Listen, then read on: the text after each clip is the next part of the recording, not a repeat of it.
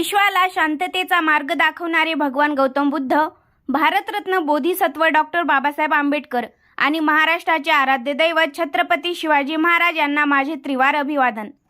आज 14 एप्रिल हा भारताच्या इतिहासातील एक सुवर्ण दिवस आहे। आज आपण अशा महान व्यक्तिमत्वाची जयंती साजरी करत आहोत, ज्यांनी शून्यातून विश्व निर्माण केलं, ज्यांनी अन्याय, अत्याचार आणि भेदभाव यांच्या विरुद्ध उभं राहून संपूर्ण देशाला समानतेचा मार्ग दाखवला। ते म्हणजेच डॉक्टर बाबासाहेब आंबेडकर। 14 एप्रिल 1891 रोजी मध्य प्रदेशातील महू येथे डॉक्टर बाबासाहेब आंबेडकर यांचा जन्म झाला। लहानपणापासूनच त्यांनी जातीय भेदभाव आणि अपमान सहन केला, पण या अडचणींनी त्यांना थांबवलं नाही। उलट त्यांची जिद्द जास्तच वाढवली। शिक्षण हेच त्यांचं खरं शस्त्र होतं। त्यांनी कोलंबिया विद्यापीठ आणि लंडन स्कूल ऑफ इकॉनॉमिक्स सारख्या जागतिक दर्जाच्या संस्थांमधून उच्च शिक्षण घेतलं।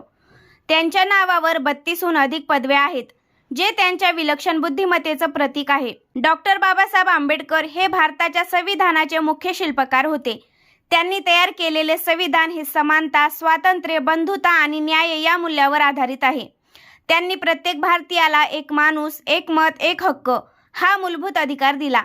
ते फक्त संविधान निर्माता नव्हते, तर ते एक महान सामाजिक सुधारक होते।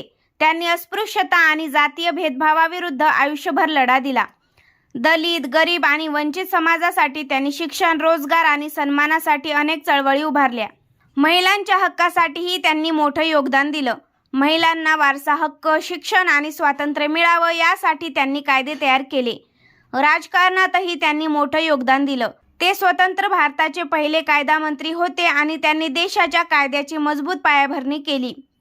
1956 साली नागपूर येथे त्यांनी बौद्ध धर्म स्वीकारला आणि समाजाला नव्या दिशेने नेलं।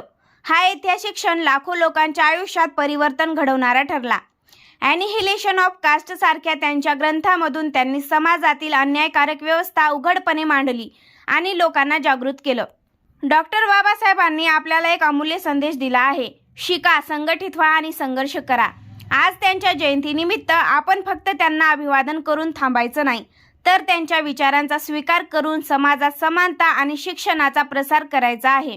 चला तर मग बाबासाहेबांचा आदर्श डोळ्यासमोर ठेवून आपणही एक प्रगत आणि सशक्त भारत घडवूया। जय भीम, धन्यवाद।